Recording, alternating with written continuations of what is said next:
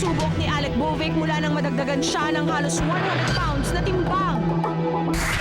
Alam mo, ang sarap kumain. Kasi para akong lalaki kung kumain. Napakalaking lalaki.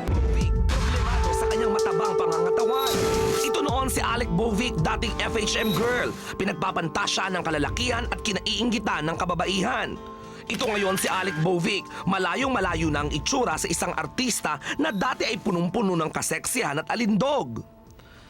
Ano nga ba ang dahilan ng mabilis at di makontrol na pagtaba ni Alec? Alam mo, ang sarap kumain eh. Kasi para akong lalaki kung kumain. Medyo naglihilang naman ako sa mga carbs, sa kanin, yan, sa mga tinapay. Yung tipong hindi talaga ako nabubusog. Oo, grabe talaga. Pang-limang tao, hindi pa kabusog nun. Hindi ko na nga minsan namamalaya na puno na yung bibig ko. Susubo pa rin ako. Ang labis na katabaan umano ni Alec ngayon ay naging isang mabigat na suliranin. Nagiging insecure na nga ba siya sa kanyang itsura? Totoo nga bang nahihirapan ang kanyang manager na hanapan siya ng proyekto? At dahil wala siyang projects, totoo rin ba na problema raw ni Alec kung paano niya matutulungan ang kanyang ama na may pangangailangan sa pera? Ang mga kasagutan, malalaman mo na dahil taga Showbiz Central ka. Alec Bovic, live. She gained weight but she is happy and she's beautiful and she is here, Miss Alec Bovic. Hi Alec, good afternoon. Welcome to Showbiz Central. Good afternoon! Ayan. Upo ka, sister. Kamusta ka na? At mabuti naman. Sobrang Okay. happy. Okay. Teka, napanood ko sa VTR mo, sabi mo talagang parang halos lalaki ka na kumain. Baka meron ka bang eating disorder? Wala naman. Wala naman. Bakit biglang all of a sudden gusto mong kumain? Hindi, kasi nung time na nabuntis ako, parang yun yung pinaglihan ko eh.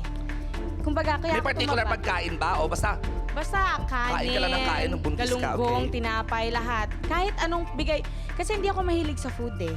Pero nung nabuntis ako, kahit anong pagkain, kahit ayaw ko yung pagkain, Okay. nagugustuhan ko. minsan nga daw, natutulog ka, nagigising ka pa daw dahil kakain ka. Oo. Pero bago ka matulog, kumain ka na. Kumain na, oo. Nakain ulit ako. Mga pang-5 tao ulit yun. Pero tinitingnan kita ngayon, you gain weight, but you look happy. Bakit? Siyempre, masaya ako sa buhay ko. Bagong baby? Yes, masaya ako sa asawa ko, sa bagong pamilya ko ngayon, sa anak ko.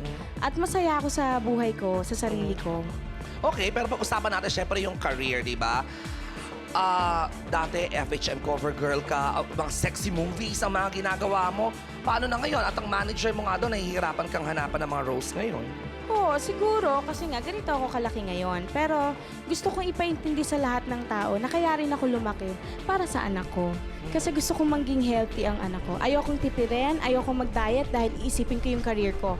Hindi yun eh. Ang iisipin ko, yung ang ikabubuti ng aking anak. Pero ngayon, andyan na yung baby mo, di ba? Okay Oo. naman siya.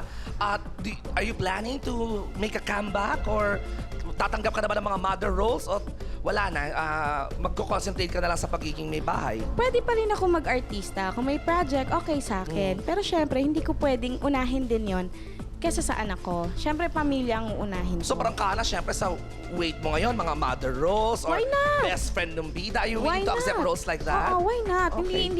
Hindi sa akin problema kung bida o hindi bida o support ka. Kasi ang importante doon, pinapakita mo yung talento mo at nagbibigay saya ka sa mga tao. Okay. At saka talented ka naman. Ay, why not? Pero nai-insecure ka daw lately. As in, madalas ka daw magselos. Ngayon, tinatanong mo daw si Carlo kung saan na nanggaling. But usually, nung girlfriend-boyfriend pa lang kayo, hindi mo daw siya laging chinecheck. Ay, hindi. Hindi Hindi totoo totoo yan. Sobrang hindi po totoo yan. Kami ng asawa ko, bago kami mangging kami, naging mag-best friends po kami yan. So, kung ano yung sinimulan namin, hanggang ngayon yun pa rin. Hindi nagsiselos, hindi ako parang na ano sa sarili ko dahil ba pinagpapalit mo ako dahil mataba ako, hindi ganon. Sobrang masaya Confident ako. ka? Yes, Hindi, confident at saka si ako. Carlo naman, big boy din naman siya, Oo, di ba? at napakabait ng asawa ko. Alright. And gusto ko malaman yung income, di ba? So, technically ngayon, ang nagtatrabaho lang si Carlo. Ano bang pinagkakaabalahan niya ngayon? Ngayon, meron kaming business kasi talaga. May computer Sa shop inyong kami. dalawa yon? Yes, Okay. oo. May eye care clinic kami. Okay. So, yung sinasabi nila na kakapos kami sa pera, hindi totoo yun. Kami, okay yung buhay namin namin, hindi man mayaman, pero hindi naman kami talaga, tamang-tama. Tsaka yung perang yon para sa future ng aming anak yon at mga magiging anak pa. Pero ang alam ko, Alec, tinutulungan mo yung daddy mo who is Yes, sick. So, paano ngayon yung mga gamot niya, yung kanyang mga other services na kailangan for his health? Wala namang problema doon pagdating sa pera. Matutulungan naman. So, yun. hanggang ngayon, tinutulungan mo pa rin Yes, siya? ang pinoproblema ko lang, yung kalusugan ng papa ko. Talagang pinagdadasal ko na sana bumalik yung dati niyang sigla, maging mataba siya ulit. Yun ang pinoproblema ko, hindi sa money.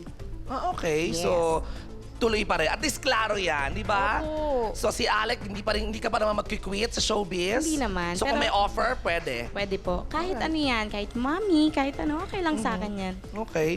So, ano ngayon ang gusto mong sabihin sa mga umiidolo sa iyo nung araw, kinainggitan ng katawan mo ng mga babae at yung mga lalaki na pinagpantasya ng kaseksihan mo. At eto ngayon, kasalukuyan silang nagugulat. Ako ngayon lang kita nakita bago ka pumasok. Few seconds ago, nagulat ako. Narinig ko na you gained weight na pero hindi ko alam na ganito kalaki. Sana rin, dun sa mga talagang nagustuhan ako, sa mga taong parang nagugulat ngayon, wala pong may kasalanan nito. Kumbaga, kinaklaro ko po sa inyo, kaya po ako tumaba dahil gusto ko pong maging healthy ang anak ko at ayoko pong mag-diet para sa career ko, kundi uunahin ko ang pamilya ko. Paano naman, siyempre, di ba, baka mag-set tayo ng example para doon sa mga tao dyan, di ba, na baka gayahin ka, baka kumain din ng madami, parang lalaki, sabi mo nga. Pero Would you recommend your diet to other people? Hindi naman. Kumbaga, kasi ang bawat babae na nabubuntis, hindi mo pwedeng i-ano sa isang buntis. Iba-iba ang mga babaeng nabubuntis. So ngayon, syempre, doktor nila yan. Doktor nila ang magsasabi kung anong dapat o tamang diet sa'yo. Kasi ako naman, nung time na tumaba ako, ang ano naman ng doktor ko is normal ako lahat. Wala akong problema. So, syempre, ang pakikinggan nila is yung doktor nila. And you look normal, you look happy. So, Yes. gusto kong malaman, are you planning to go on a diet? Or Opo, syempre. Pero ngayon kasi, enjoy ako sa katawan ko eh. Nang-enjoy ko kasi, alam so nyo... kahit exercise, wag mo... Hindi, nag-workout din naman ako. Actually, Okay. nagkakarpintero ako sa bahay. Dagdag na rin yun, no? Ganun. Alright, that's good. So, happy si Alec Bovic. Palakpakan naman natin. Thank you very much Maraming salamat po. for your time and your honesty, for sharing your story dito sa Showbiz Center. At least hindi na magugulat yung mga dating mga fans mo na I'm sure they still like you. Fans mo pa rin sila. Pero at Ayan. least alam nila Salamat na po. kahit you gained weight, happy ka. Maraming salamat po sa pag-unawa. Ayan. Showbiz oo. Central, thank you po. We are so happy para sa iyo. Ayan. Alright.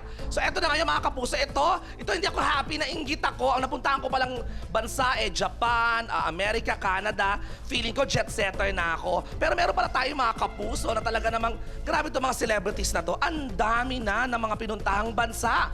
Ngayong hapon yan po ang aming celebrity countdown. Ang mga artista na may pinakamadaming mga napuntahan ng bansa. Watch this. May isang expression na you have to see the world before you die. Kaya naman ang mga stars, hindi kailangang intayin mangyari pa yon bago pa nila malibot ang mundo. Kung sa karamihan pangarap lang ito, sila, they actually did it. Kaya tara at bumiyahe tayo kasama nila. Eto na ang Showbiz Central Countdown ng Most Well-Traveled Celebrities. Pang-10 sa listahan, si Alan Kay, na out of the 7 countries na nabisita niya, Japan lang ang nakapagpalabas sa inner geisha niya. Yun talagang una-una kong napuntahan na bansa. Tapos nag-work talaga ako doon. As in, nag-japayuki ako nung araw. Ika-9 sa listahan, si Rufa May Quinto with 8 countries. Pichi, sulutin mo na ang travel agency mo at nang makagala ka pa. Kapag nagte-travel ako, parang isa yung relaxation ko, soul-searching, rejuvenation. At the same time, nagsha-shopping ako. 10 countries na ang napuntahan ni na Jessa at Ding Dong, pero US lang ang pinili nilang gawing second home. Siyempre, Lake Tahoe. Kasi malamig, saka doon siya nag-propose sa akin. Arnel Ignacio has been to 15 countries pero may isang dahilan lang kung bakit pabalik-balik siya sa San Francisco, and it's not the Golden Gate Bridge. Sa San Francisco kasi marami akong kaibigan eh. Tsaka may jowa ako dati doon eh. Hindi madali makapasa sa airport security pero 16 times na itong nagawa ni Nay Lolit Solis. Takot lang na mga gwardya sa kanya, no? 70 na bansa na ang nabisita nila Jessica at David Vunivac. Pero mukhang malabo makapag-uwi sila ng pasalubong in the near future. You know, since we had our baby, We don't go anywhere. At number 4 ay si Arami na nakaapak na sa 18 countries na hindi malimutan ng China dahil nagkasakit siya habang nagsushooting ng Manu po. Babalik pa kaya siya dun? Third runner-up ang Concert King na sa 20 countries na narating, iisa lang ang may lasting impression. Yung pinaka-romantic is Venice. Yung pinaka-romantic time with my ex-wife, Pops, was in Venice. Speaking of Pops, nakuha niya ang top 2 spot dahil 21 countries na ang narating due to insistent public demand all over the world. Ang tindi pala niya rumakit. Pero gaano man karami ang narating ng lahat ng mga ito, si Joey De Leon pa rin ang wagi as our most well-traveled celebrity with 35 countries under his belt. Kunyari, ito New York, nagpunta ako. Kailangan ko nung dyaryo nung day na dumating ako. The sweet life is expensive. Hi, tingnan nyo nga yung mga celebrities na yan. Sobra na magtrabaho, ma-entertain lang tayo. Pero the price of their success naman, traveling around the world. Eh ikaw, ano pang hinihintay mo? The world is yours for the taking.